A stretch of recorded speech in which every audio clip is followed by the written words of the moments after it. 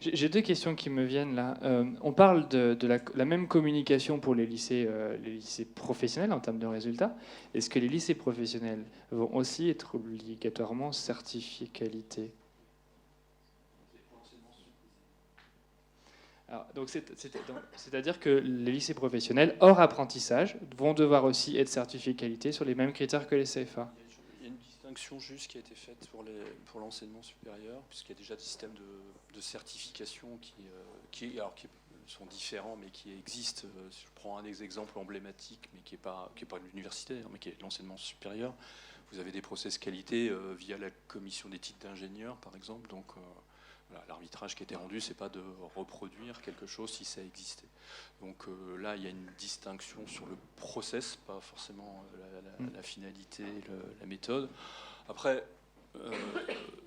côté ministère du Travail, nous, ce qu'on répète toujours, c'est dire à chaque certificateur aussi, enfin chaque organisme, ou CFA donc, de bien réfléchir à la certification la plus pertinente possible, parce que si vous voulez une formule un peu rapide peut-être, quoique, c'est quelquefois quand vous vous adressez à des entreprises, il vaut mieux parler le même langage que l'entreprise.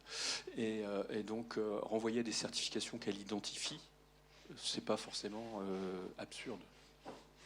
Mais la loi ne l'y oblige pas.